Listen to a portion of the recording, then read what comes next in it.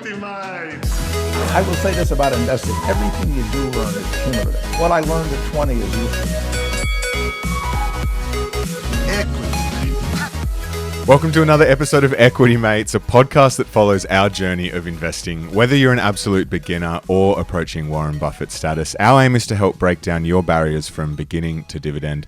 My name is Bryce, and as always, I'm joined by my equity buddy, Ren. How are you going? I'm good, Bryce. Very excited for this episode. We're getting to the end of Crypto Week. Yes. A week where we've learned a lot. Yes. A lot. Probably a lot about how we don't know a lot about yeah, crypto. Yeah. Our lack of knowledge has really been found out, and I'm highly confident when I say we'll never feel like we know less than at the end of this interview, speaking to a true crypto expert. Yes. But I'm excited because we're going to learn a lot in the next hour. We are, and it is our pleasure to welcome Alex Saunders from Nuggets News to Equity Mates. Alex, welcome.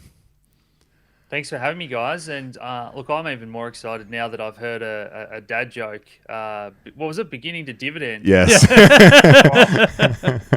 Wow. No, I'm one for a dad joke. So. Look, we're marketing geniuses over here at Equity Mates. Kidding. For those of you who haven't heard of Alex before, as Ren has said, he is well known within the crypto circle, has a trusted sort of voice. He's been immersed in cryptocurrency since discovering Bitcoin back in 2012 and has a unique investment style that combines fundamental analysis, technical analysis, and market sentiment as key drivers in decision making, and we're going to unpack a lot of that. Alex's passion led him to leave his successful career as a head pharmacist in 2017 to found Nuggets News. And as I said, he's a trusted voice in the Australian crypto community and conducts many sort of speaking engagements and is also quite large on YouTube. So we are going to be going back to basics when it comes to crypto today, because as much as Ren and I like to try and explain what on earth is going on, I think Alex is going to be able to do a better job. I think so. So, Alex, we always like to start with a game, and given that this is a crypto week, we'll slightly change it up here. But Ren, do you want to take it away? Yeah, sure. So the game we like to play is called Overrated or Underrated, and we just we throw out a few different investing themes or concepts just to get your thoughts on whether they're overrated or underrated at the moment. Most of these will be crypto related, so I'm sure they'll be right in your wheelhouse. And we'll start with the man that grabs all the headlines, I feel, these days. Overrated or underrated, Elon Musk tweeting about crypto. Oh, no. I don't think you can overrate that. That's literally the biggest news on earth. So, underrated, yeah. Overrated or underrated, Bitcoin as a medium of exchange? Currently, it's probably being underrated. Interesting. Why is that? Because people have written it off almost as a payment system for micropayments and that. But I'll tell you why that's a whole nother reason to be bullish. Okay, all right. Well, we'll put a pin in that one. I guess the flip side of that question is then overrated or underrated Bitcoin as a store of value. Globally, because we've got such low adoption, then yeah, it's still being underrated. Yeah. Overrated or underrated altcoins, otherwise known as shitcoins in some communities? They go through cycles, and at the moment, being overrated. I feel like the biggest crypto story of the last couple of weeks has been NFTs, non-fungible tokens. Overrated or underrated NFTs? When Lindsay Lohan is tweeting about it, overrated. But in terms of the actual technology, massively underrated. I didn't actually know Lindsay Lohan was tweeting about it. I'm going to have to get up to speed on her Twitter feed again. Overrated or underrated the stock market? The stock market has almost become a necessary part of everyone's lives to stay in front of the 8 ball, which is a sad proposition. So it's probably underrated for the average person that doesn't know that they're going to need to invest to not fall behind, I think, in life. I think you're really playing to your audience here. We obviously think it's underrated, so good answer. And then final question, the asset class that every Australian, I guess, thinks about all the time, overrated or underrated Australian residential property? Oh, I thought you were going to say gold miners. I was gonna say gold miners. Property. It's so overrated in Australia. It's not funny, and that's going to come back to haunt us big time. Interesting. So, Alex, before we get into the nuts and bolts of blockchain and crypto, we do want to get a bit of information on your background, and that generally starts with the story of our guest's very first investment. So, are you able to share with us the story of your first, I guess, foray into crypto, how it happened, and yeah, I mean, any sort of lessons that you've taken from that moment? My first investment before that was like probably gold and silver or shares. Do you want to go into that, or do you just want like my first crypto? Let's go first crypto. Yeah. That's what we're here to talk about today. Oh, well, it was Bitcoin. So back in 2012, Bitcoin was $10 when I found it and read about it. There's an article on Zero Hedge. I couldn't find how to buy it in Australia at that time. And so I didn't get around to buying it until 2013. And I was late to the party because I think it had spiked to like 200 and then crashed back down to $50 or $30 or something like that. So that was when you could buy it in Australia. And at that stage, there was CoinJar, who is still around today, and there was a couple other little exchanges, and I used one of those ones that seemed easier at the time and turned out to be a bad decision because a little bit like Mt. Gox, a lot of those early exchanges got hacked or went under or whatever. So yeah, I guess they were sort of all little learning lessons where I lost a lot of Bitcoins, like a lot of people in the early days with those dodgy exchanges, but that taught you how to store it yourself and learn how to do it all yourself. Yeah. The stories of lost Bitcoin and what they're worth today are heartbreaking Anxiety when you read about inducing. them. Yeah. We often ask the expert investors we get on the show if they have an investing philosophy, and when you're talking about stock market investing, I guess there are a number of different philosophies that you can talk about. So with crypto, we're not really sure if that question applies. So first question, can you have a crypto investing philosophy? And then if you can, what would you say yours is? Yeah, you have to in crypto because everyone sort of says, oh, you can't value these things. And even 2 years ago, 3 years ago, we were doing our videos 4 years ago called fundamental analysis. And people were laughing, saying you can't do fundamental analysis on a crypto. And so you've got to fall into one of 3 or 4 buckets. So there's obviously technical analysis, so just the traders that look at the charts. And then you've just got the long-term hodlers who are just buying Bitcoin and holding for the long-term store of value sort of thing. And then you've kind of got in between. So you've got fundamental analysis, people that are really looking at which of these are taking off. And these days there are coins with like cash flows and sales to volume. And you can look at some of these metrics. And then you've got narrative investors, which is almost like the stock market these days.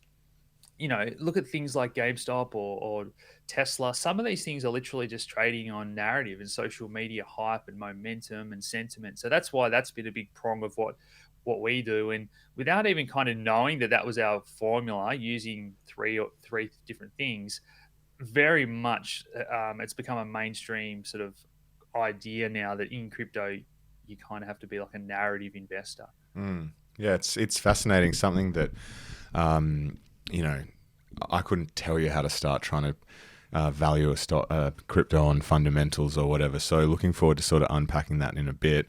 But I think now's a good chance to turn to Nugget's news and just sort of unpack a little bit about when did you start that and what are you trying to achieve at Nugget's news? I think it's a great resource, but I'll hand over to you to kind of give it the plug.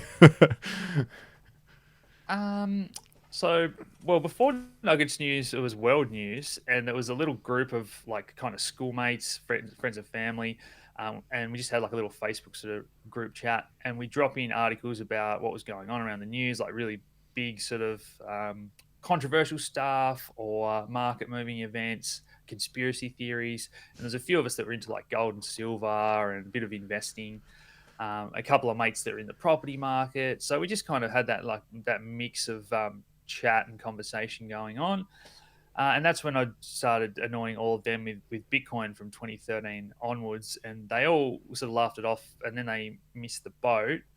But then Ethereum came along in 2015, 2016, and that's when they were like, okay, we missed Bitcoin, let's not miss this next big thing that Alex is talking about. And most of them jumped on Ethereum back when it was about $5-6. And then in 2017, that's when the first wave of like public mainstream sort of attention came on crypto, and it led to that big bubble.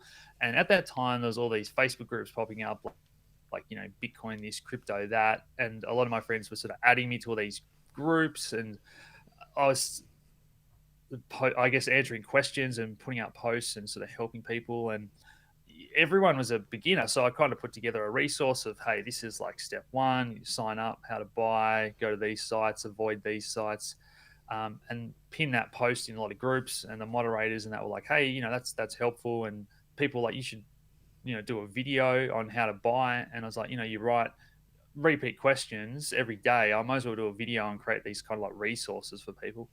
And so day one was like how to buy Bitcoin in Australia. And it was just a terrible low quality video on my old Samsung S4. I think it was leaning up against the couch, and my mate messaged me afterwards saying, the camera was like looking up your nose half the time. And I was like, yeah, okay, let's try and do a little bit better job for video number 2, which was, how do you store Bitcoin, or what do you do after you've bought it? And every day, just for more questions or questions in the comments of the YouTube from the day before, I was just doing what people were kind of asking for. And this was while I was working full time at the pharmacy, and I was kind of unhappy at my job at that stage. It was getting to a bit of a dead end where like healthcare and all that is a whole other kettle of fish that I just think is such a poor system, and people don't really care about health these days and whatever. So I was looking for maybe a career change or something anyway, right when this was all blowing up. And so a few months into 2017, probably September-ish, when YouTube was starting to grow pretty well, one guy reached out to me who was actually a young banker, and he was from when he said, oh, look, I'm happy to pay you for your time to help me get set up, because this is still so confusing. And so I said, oh, look, I'm happy to like just help you out, and jumped on a video chat, and he insisted on paying me. And I was like, oh, okay. And he said, lawyers and all these specialists charge so much for their time, and you're a specialist or expert in this field, you should start up like a paid service or a paid group. And I'd never thought about it too much before, and I thought, I'd signed up to a few of those services where the guys give you their charts or their updates for different markets, and thought, okay, well, I'll try that. And we just started a Facebook group, and before you know it, we had a few hundred people join. And I thought, wow, this is probably getting to a point where I could turn it into a business and live off it. And so one of my mates had just been made redundant in Australia Post, and he came on as like admin to keep up with all the people wanting to join and whatever. And I was still at work full time while this other guy was pretty much working full time for me. And then we got into like October, November. And if you remember, that's when Bitcoin was going like 10,000, 15,000 parabolic back in December. It hit that peak. And so I had another young guy at the cricket club where I played at, who was like a high school dropout, sort of like building websites, already had 2 businesses, and he was 16. And he came around and he's like, oh, what's this crypto thing? This is really cool. What have you got going on? And he sort of saw it all, and he fell in love with it. And he started to do less and less of his own stuff and like want to work for me and Nuggets News. So he'd just pop around every day. So I'd come home from working full time, and the young fella would be at my kitchen table with his laptop, and other mate would be there, and they'd be like, when are you going to quit your job? Like, I was like, you know what, you're right. So I've got to start cutting back. And my wife was a bit nervous because we had our wedding coming up. We wanted to start a family, and I was telling her that I'm going to quit my job as a pharmacist to make YouTube videos. It's like, nah, you're not allowed to do that. And so I quit without telling her. And that went down like a lead balloon. I think it was one night we were out, and she found out that I'd quit. She didn't know I hadn't been going to work, and that all boiled over. Anyway, you've got to take these risks, I guess, in life. And I was just so passionate and confident that this space was going to take off that I knew that I wasn't doing anything stupid. And so, yeah, I finally got to the point where I was working full time on crypto, And at this stage, we probably had 1,000 people join this group, and we're just charging $25 a month. And so it was enough to pay the wages for the three of us and start to build a business. And then, yeah, the bubble kind of burst. And that was almost a good thing to have that crypto winter of 2 years to build a business and go through really hard times. And we did a lot of research during that period. And funnily enough, we probably had 90% of people stay with us, whereas every other like crypto group and YouTube channel had 90% of people leave or stop watching.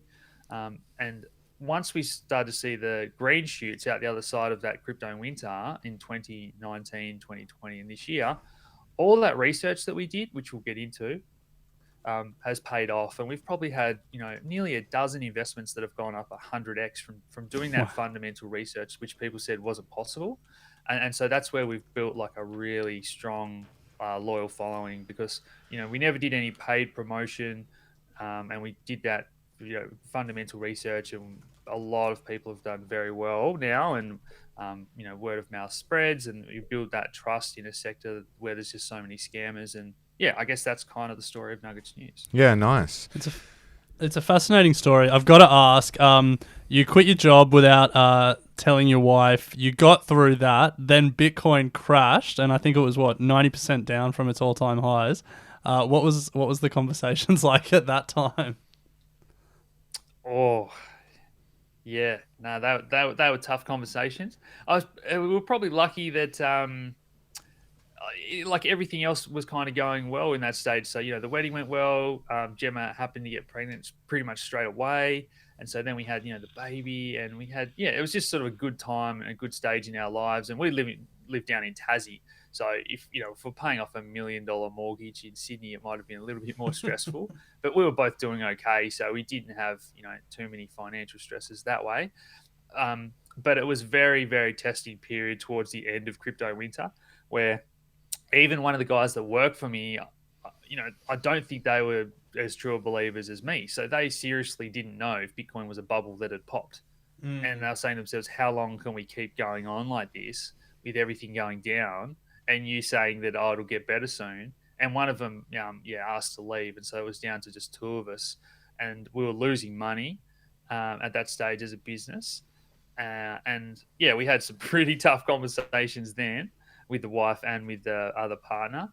And it's always darkest before the dawn, isn't it? And just like the .com bubble, that period weeded out a lot of scams, a lot of bad businesses, a lot of the pretenders.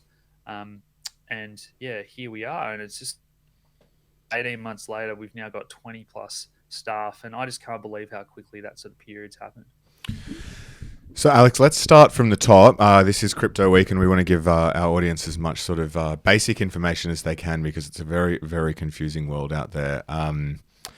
What is blockchain? Let's start with blockchain. What is blockchain, and why is it important and considered revolutionary? Yeah.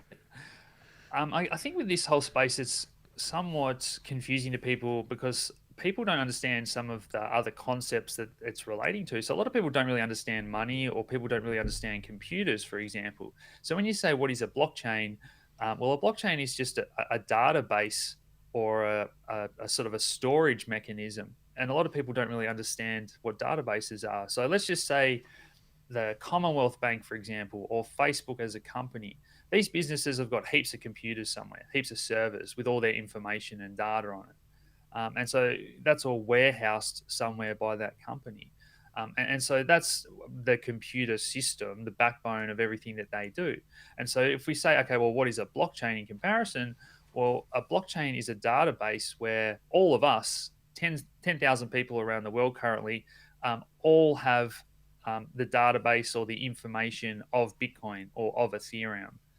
And so they all have a copy on their hard drive or their computer is the way to think about it. And the way that information gets added to that hard drive is one block at a time. So in Bitcoin's case, every 10 minutes, the network agrees to add another megabyte or so of information. And so we just call that a block, and it's added to the chain. All the computers around the world, it's kind of like a heartbeat. Every 10 minutes, they agree, that's the next update to this database or ledger of information that everyone has. So does that make sense, or do you have any other questions about that?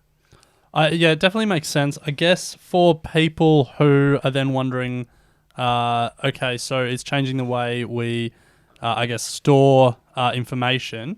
But why does that matter? So why is blockchain important? Okay, yeah, no, good follow up. So where that's important, let's go back to the previous example. So at the moment, Commonwealth Bank or Facebook, they're in charge and they get to make all the decisions. They've got all the power and they've got all the data over those hard drives or that system. Whereas in this system, in Bitcoin's system, it's those 10,000 users that all have they all have that information and that data. So they kind of all have an equal weight or say or power over the system. So no one person or one company can ever change the data or make a decision and change the network. And so if I say, hey, I want to send you 100 Bitcoins, and that heartbeat of the network says, hold on, you've only got 10, you can't cheat the system because everyone's got a copy of that.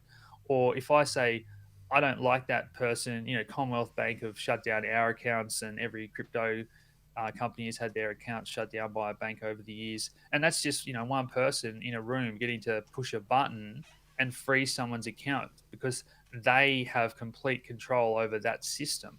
And so in this parallel universe of blockchains, the users have control over the systems and the protocols and the apps. And the government or a regulator or a corporation or a board can't change the rules or censor someone's account, take down their YouTube video, delete their Facebook page. None of that can happen in this world where it's controlled by the users. And so what we're doing, the follow on from that, is removing all these middlemen. And a lot in this modern world, there's a lot of rent seeking and crony capitalism. And so by removing the middleman in the bank's example, I can pay you directly peer to peer, a payment with Bitcoin or another crypto. Or with Ethereum, I can upload artwork or a song and sell it to the users, and a record label doesn't take 90% of the fee. And so we're cutting out the middleman in all these different industries, and that's making reducing costs, just making a far better frictionless system, but a fairer system, and just opening up not only finance but commerce and everything. So anything digital, anyone with a device can connect to this new system and start to interact with other people on this system. So then, I guess the next question is, if you understand blockchain, where does then cryptocurrency fit into that, and how would you define cryptocurrency? So most cryptocurrencies use blockchain as their underlying technology, and that's because they want that system that's decentralized. And so they all have a kind of similar heartbeat, whether it's 10 minutes for Bitcoin or Litecoin says, hey, we'll do it a bit faster. We'll have 2-minute blocks. And some coins say, well, we'll be more private versus, we'll be open. So all these different cryptos have got slight different nuances, but most of them use the blockchain technology for that feature of being decentralized, where it's a network where there's no one warehouse. It's up to the users to set the rules and to run the network.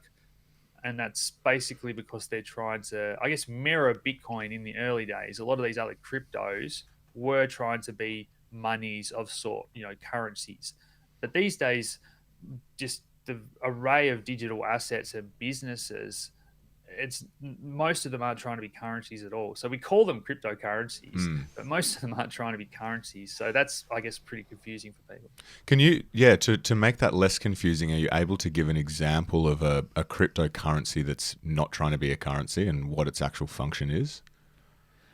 For sure. So even Ethereum is really trying to build like a new internet. As I said before, they want to build a layer instead of YouTube and Facebook and Apple and all these big corporates kind of having control and a say over who gets to do what. Ethereum's trying to build this new system where anyone can build an app or do a video or share information and reward each other. And the currency, I guess you can call it a currency, or the token is Ether or Ethereum, but it's not really trying to be, like a currency per se. Or another example might be, I'm just trying to think down a list of a really good one. Power Ledger, the Australian company, they're trying to do peer-to-peer like energy trading. So you can, if you have excess solar power, you can sell it to your neighbors, or they can buy it off you. And so the token is kind of used in that little system as a way to maybe pay each other. So it has currency aspects, but it also has lots of other utilities. So there's many tokens that are trying to do lots of different things that aren't trying to be money. So another good example would be, hold on, let me bring up the list here and trying to think of some common ones that you might have heard of. Is there any that you guys have heard of that you had questions about? I've got some that might be good examples to illustrate. I thought they were conceptually quite straightforward. Tell me if these coins are out of business or anything. Golem, which is basically like if you have excess computing power, you can offer it to other people and get paid their tokens, and then they can use your excess computing power. Yeah. I didn't want to go too deep down the rabbit hole straight away, but Classic. But that's probably a great example and a project I really like. So,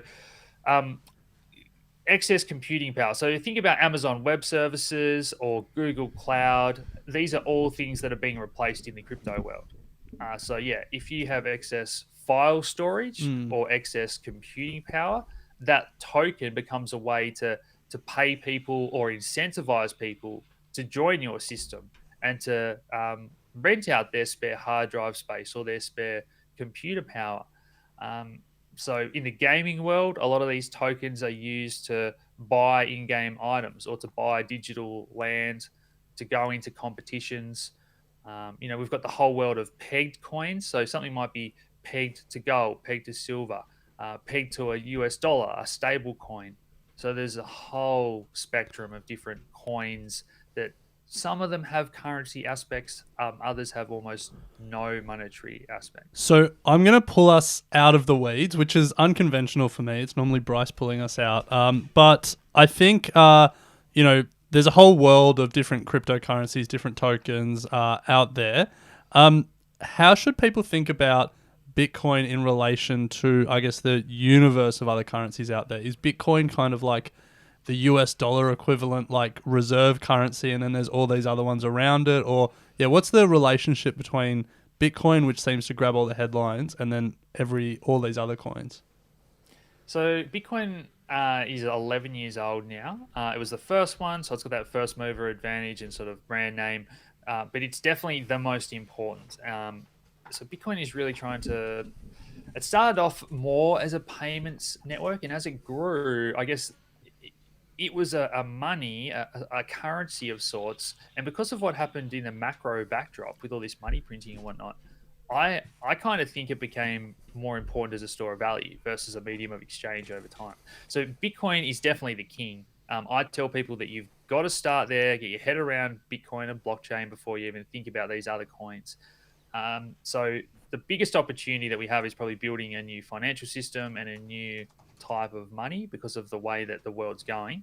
But then the second biggest opportunity and the second blue chip cryptocurrency is Ethereum. And then, those two are far and away bigger and more important than all the rest of them.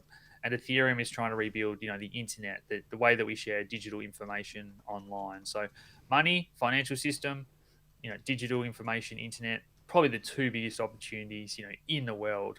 And that's what those two are doing.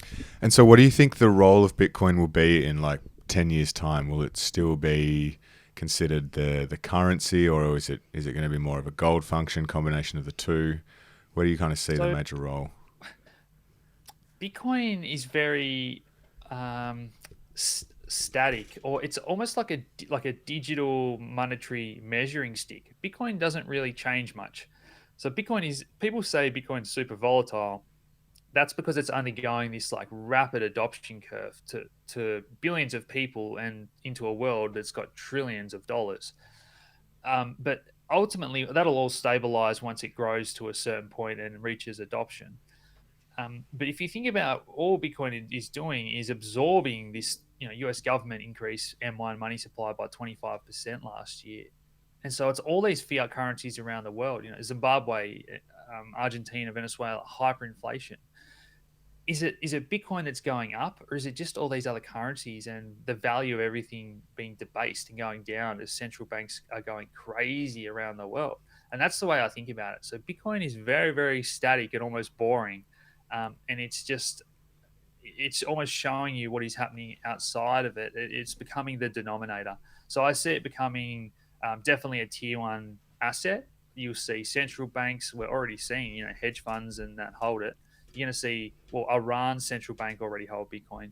So you're going to see it just have this massive uptake, like gold. Russia and China stockpiling gold. Central banks and governments will start to hold Bitcoin as a tier one asset, and it'll be considered as good as a US government bond within 2 years. Wow, wow. Hold on, that's a huge call.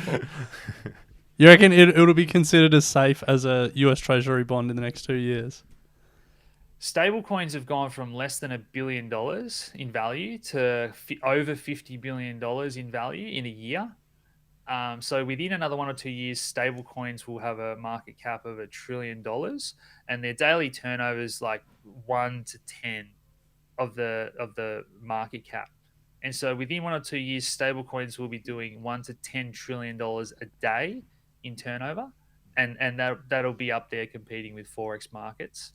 And so, stablecoins are going to be replacing forex markets, and Bitcoin is going to be a tier one asset as large as gold within a couple of years. So, Alex, you've just come out with a big call that Bitcoin's going to be a tier one asset, and stablecoins are going to be replacing forex markets very soon. Obviously, no one here is giving investment advice. And Bryce and I are still trying to learn about this whole world. But if people are interested in investing in Bitcoin, I guess if we start quite general, like what's your, how do you approach, I guess, the research process, finding out what to invest in, and then, implementing an actual strategy? Yeah.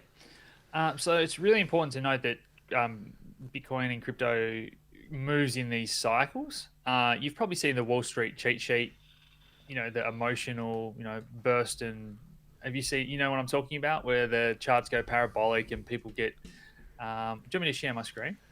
It won't work for the podcast, though. That's the thing. Oh, okay. Do you mean like the cycle of like euphoria, and then it tops, and then it goes down? Yeah. So if you look at the Bitcoin 4-year chart, it looks exactly like that, and it has that same pattern every 4 years because of the Bitcoin halving cycle, where the new amount of Bitcoins gets more scarce. We can get into that later, but basically it shows you that Bitcoin is an emotionally driven asset as it goes through this adoption curve. And now is not a good time to be pouring all your money into Bitcoin. So I'd say that first and foremost. Like if in the middle of crypto winter, I was singing from rooftops that now's a good time to be buying when there's blood in the streets and no one's interested. And now it's 60K, everyone wants to buy it. So people do the wrong thing at the wrong time. But you guys probably see that all the time in the stock world as well. So in crypto, if you're getting started, the best way to do it is just buy a little bit and get your hands dirty and send some Bitcoin just to yourself on another wallet on your phone. Just have a play around with it all.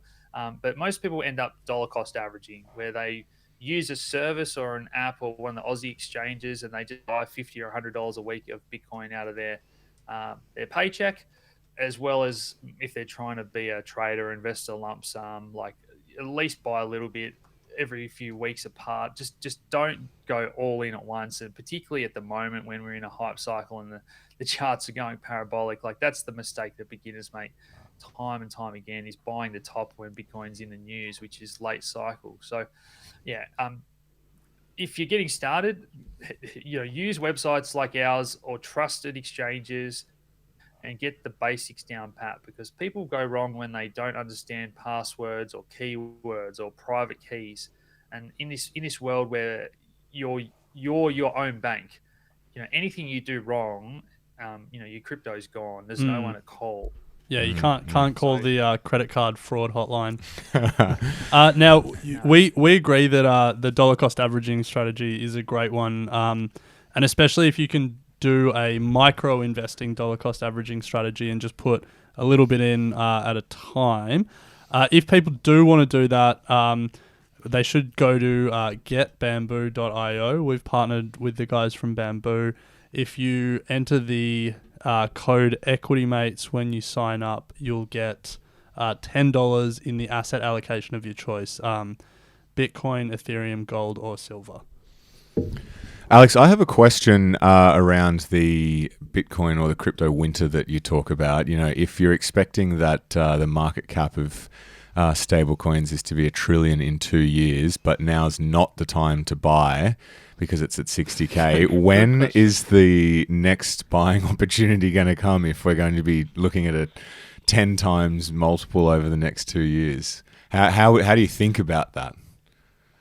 So stablecoins aren't investable. So stablecoin growth will continue, like regardless of the crypto market cycle, and that's simply because of how much better they are. So literally, Visa have come out and said, "Hey, we're adopting Ethereum." PayPal have come out and said, "We're adopting stablecoins." All these big banks are starting to use these protocols, literally because I can send you $1 stablecoin anywhere on the planet if you've got a smartphone or a digital device, basically instant for free. Where, you know, imagine trying to do that like in a bank, like send from Russia to Zimbabwe, send $1. I can't even imagine how long it would take and how expensive it would be. And so this system, the banks these days are they're going to get to the point, or they already are, where you deposit $1 and then the bank is using Ethereum. And so we can bypass this whole system. And if people learn this, which they are, and stablecoins have had huge uptake in these countries that don't have good financial systems, you know, anyone can hold US dollars or an Aussie dollar stablecoin. And you know, they get out of their own hyperinflating currency, or if they don't have a bank or they don't have that infrastructure, now they have a digital wallet and they can put their life savings in a stablecoin rather than, you know, watch that currency be censored or taken away from them or bailed in or whatever it is. So that's why stablecoins have really taken off. Hey Alex, can I try and unpack that in a really simple way, and you tell me if I've understood stablecoins or not? Yeah, and then I'll answer your question. I didn't even answer your question. That's okay. I think because I got a little bit lost there, and I'm sure people listening may have if they're not familiar with stablecoins. But is the basic concept that if I want to send US dollars or Australian dollars, let's keep it local. I want to send Australian dollars to Bryce. I have to go to a bank, and then the bank has to send it to Bryce's bank, and it shows up in Bryce's account. And there's a whole bunch of administration and record keeping that goes on between those institutions. And because of that, there's fees and there's costs involved and there's time involved.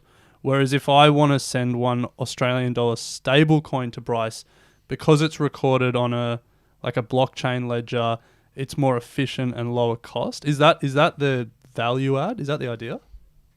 Yeah, pretty much. So even let's say that like you're in Russia and Bryce in Zimbabwe, and let's go back to our banking example at the start. There's Commonwealth's Bank and their computers and all their overheads, and then it's got to go to the SWIFT system, and so then it's probably got to go to a US dollar and a US bank somewhere, and then it's got to go along all these different hops to finally get to Zimbabwe from Russia.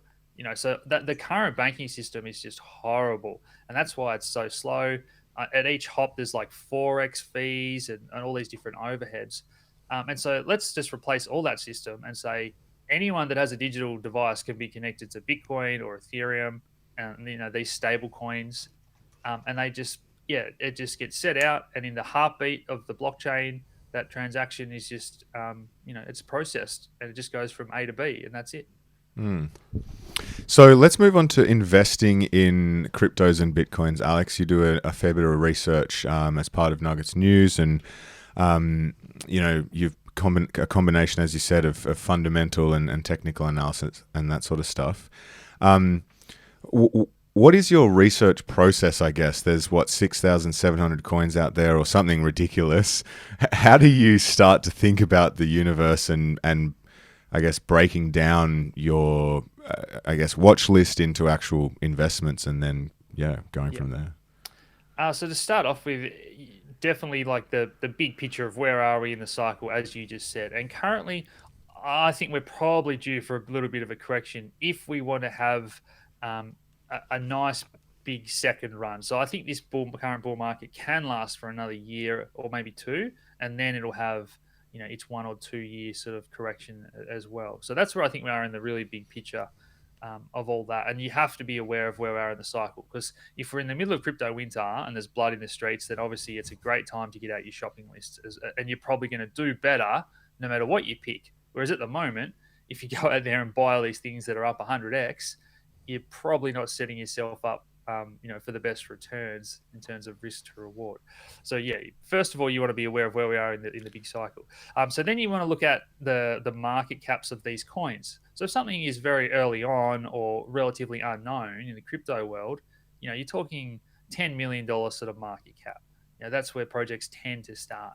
And then as they really mature, like a good project can get up towards $1 billion. And then the top 10 are, top 10 coins out there currently are, multi billion, and Bitcoin is the one that's reached $1 trillion in market cap. So it's just, that's the kind of general size and very, very roughly like of how the market looks at valuations of things. And to extrapolate from that a little bit further, it's a little bit like the tech world. I guess you can argue that, well, how are these things valued? Is it network effects? Is it future earning potential? Metcalfe's law. People are looking at things like that. So how many users do they have? How many active wallet addresses are there? How many owners of the token? You can look at the on-chain data. So all the blockchain data is open and public for everyone to look at. So we can see that, oh, look, all the owners of that token have held it for 2 years and they've never sold any. And so it shows you that community is really confident in the coin, versus a coin you can say, oh, look at that. All the owners dumped it as soon as they got on an exchange. We can see that sort of information. And so that can tell you a lot about what's happening. So that's kind of the on-chain fundamental data that we look at. And so then in terms of fundamentals, we see how many people are like using this app or this protocol or playing this game or selling NFTs through this website. Like how many people are using this each day? And you can see, well, how much are they paying in fees? And you can start to say, well, it's almost the earning potential. And some of these actually do pay out a percentage of revenue, or they will like burn tokens, kind of like a share buyback. And so there's these different mechanisms that protocols have to deliver value to the token holders, or because the token holders are the owners of the network, they have like governance or voting rights and decision-making power. And at the moment, because it's just all rapid adoption and expansion, a lot of these token holders will in future probably vote to change to pay themselves out more of the profits. Whereas at the moment, it's all about giving out incentives, like giving out tokens to people that come and use your protocol or adopt it. And so, yeah, we're really just experimenting with different like metrics of how to get new users. How do you get people involved in governance and voting? Who should own a network and have a say? Versus, you think about the old world, it's just like boards, CEOs making decisions, and it's all about profit. Users are second. So this is the new model that a lot of it is experimentation and unknown. When you say need to understand where we're at in the cycle, are you referring to like the halving cycle of Bitcoin and how that sort of tends to do that every 4 year, bit of a correction back down and then up again we go, and then that sort of just continues? Is that broadly what you're talking about? Yes. So like all things remaining equal, supply and demand, when Bitcoin, the amount of new Bitcoins that comes into circulation halves, you would think that would end up with a doubling in price. And so that's kind of roughly how it works. But that gets front run. And then on top of that is the human emotion. So people that make 1,000% gains tell their friends, and their friends pile in, and that's why we see the bubble. And then as it crashes and goes to the downside, we see all the latecomers get burnt, they get scared, there's blood in the streets, and then it goes down, further. It's just so volatile because it doesn't have the stabilizing mechanisms really of like options markets and derivatives and mature investors and hedge funds coming in to swoop up bargains. We'll get there, but at the moment, that's why it goes further to the downside than is fair value, and further to the upside than people expect, because it's so wild and markets are thin and whatnot. on top of that general adoption, which is up and to the right, and the halving cycle. So that's basically what I'm referring to there. Yeah, right. So, Alex, one thing that we've seen a lot recently in the news is NFTs, non-fungible tokens. We've seen Elon Musk write a song about NFTs, sell that as an NFT, and the bid, I think, is over $1 million at this stage. Jack Dorsey made his very first tweet NFT, and I think that sold for a couple of $1 million. And for a lot of people not in the crypto world, that's the exposure that they're having to NFTs. And I think you mentioned like a Lindsay Lohan tweet earlier, and like that's the level of I guess understanding that we get from sort of mainstream media about what NFTs are. Can you give us the NFTs 101 and what we should know about NFTs when we get beyond the sensationalized headlines of celebrities making millions of dollars from these sort of NFT gimmicks? Yeah. So it's a little bit like the ICO bubble, where initially there was all these great ideas, like the Golem network that you mentioned, and decentralizing computer power. That all that stuff was just so cool, and then ICOs just got overran with scams and just BS. And the same's happening in the NFT market at the moment. So non-fungible token simply means that it's not like divisible and it has unique properties. Whereas a Bitcoin, I can have one Bitcoin and then I can send you two halves or a quarter or whatever. So I can divide it. So it's divisible, it's fungible. So if I have a sword in a computer game, can be an item. So an NFT can be like an in-game item, or it can be an artwork, or it can be a song. It's just, again, it's any bit of digital information that you want to add to the blockchain that has unique properties. And so at the moment, NFT artwork is really taking off, and people are doing things like selling, hey, I've got a one of one. So you might just sell like a Mona Lisa sort of thing. Like you're going for that scarcity aspect of famous artists that are choosing to sell their work digitally rather than in real life. Or NBA Top Shots. They're doing the little, it's like the new version of baseball cards. It's just the little short video grabs, and someone wants to buy the Kobe Bryant one. Everyone wants to have the most popular one. So people are sort of paying up for these digital collectibles. And so, yeah, that's kind of what NFTs are at the moment, where people are just making this big transition to the digital world for their collectibles instead of the old world of baseball cards and artwork. And the reason that this is a bit of a game changer is because in the art world, the middleman takes 80 or 90%. And now artists are saying, oh, wow, I can sell direct to my audience.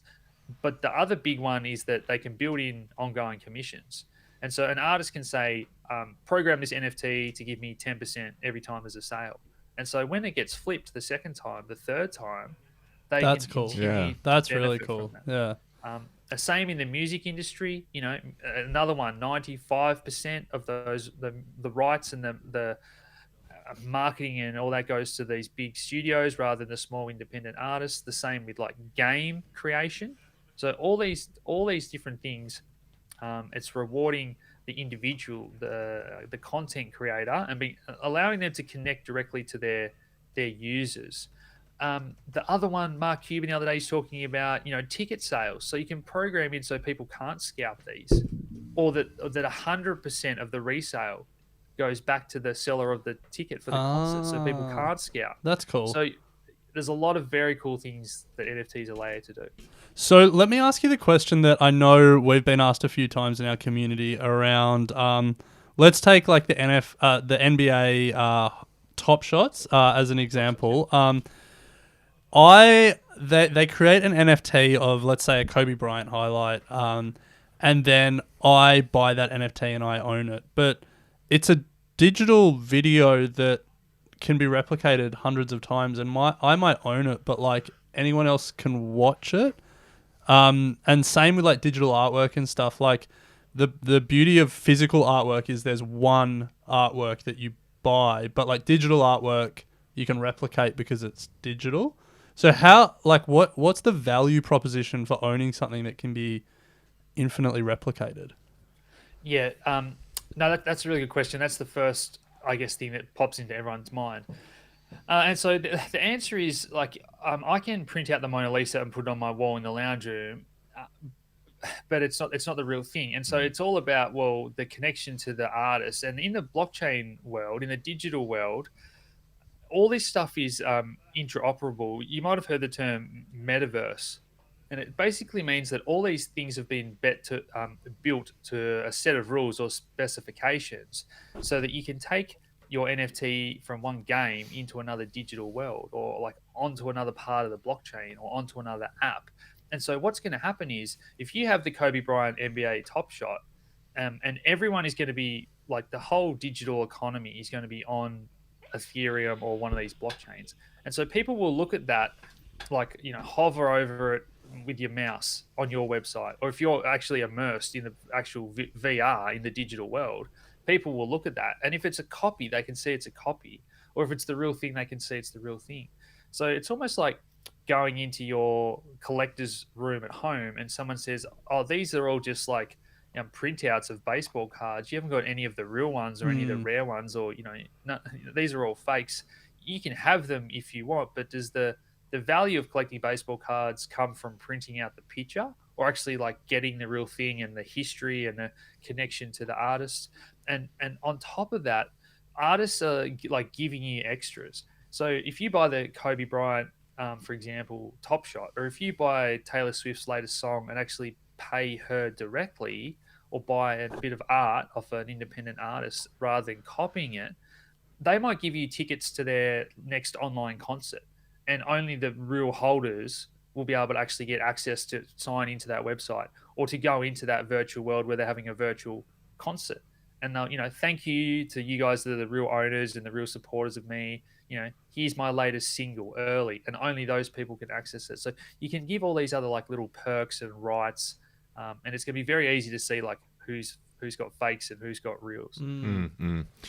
So, Alex, we are getting towards the end of the interview, but we can't obviously say goodbye without asking you if there are any coins that you are particularly bullish on at the moment, and perhaps why that is the case. So, are there any? What's on your watch list at the moment, and why? I guess. Look, people are calling me a bear lately. And All right. I've been called a permabull for 9 years, and it's funny to see some people calling me a bear lately. So yeah, I've been telling people to take some profits. As I said, a lot of the investments that we've made are now up over like 100x, and so I don't think now is a good time for people to be outlaying a lot of capital in the crypto space. One sector that hasn't boomed yet that I think is going to be next is the music and sport side of NFTs. You again, within 1 or 2 years, I think you could see record labels and that be very much have a lot of their market share taken by this new digital world. Like, look how quickly art has just come and blown everyone away. I know for a fact that AFL, ICC, Cricket Australia, they're all about to go down this NBA Top Shots style of collector cards. Mark my words. So the next big sector is what I call Web3, or decentralized web. So more of the file storage, digital internet, decentralized VPNs. We don't want to have to trust an internet provider or trust a company that's, because at the end of the day, it's all about removing that need to trust a CEO, a company, a for-profit board, and make every layer of the internet and the software and the hardware peer-to-peer. So that, along with the gaming world, is blowing up at the moment. You're going to see people going to virtual food courts to pick out their Uber Eats, virtual shopping malls to pick out their clothes, and then it'll get delivered to you in the real world. People are going to be spending so much time in this digital world with their digital sort of avatars and versions of themselves, digital meetings. COVID is just this backdrop to accelerate all of this. So you're not going to fly to Beijing for this important business meeting. You're going to go into this virtual world and all sit down at a table and chat to each other in full high definition in 3D in these digital blockchain worlds. And the person will have the NFT as the document to sign, and you'll be able to sign it with your Ethereum keys, and this will all be verifiable, and just every aspect of what we do is moving into this digital online world of cryptography. Pretty mind blowing. Yeah, I need a minute just to think all that through. But look, I'll keep mulling all that over after this interview. We do want to end with one final question. If someone out there is listening and wants to start investing in crypto, what advice would you give to them, and what resources, aside from Nugget News, would you recommend to them? Honestly, I think the best thing you can do, like I said, is buy $50 or $100 a week of Bitcoin and Ethereum, like the blue chips, and just start to have a play around with some wallets and sending coins to yourself or whatever. So stick to the trusted, like Aussie exchanges, or like you said before, Get Bamboo. I'm working with them as well because I think that's a super easy little way to get started.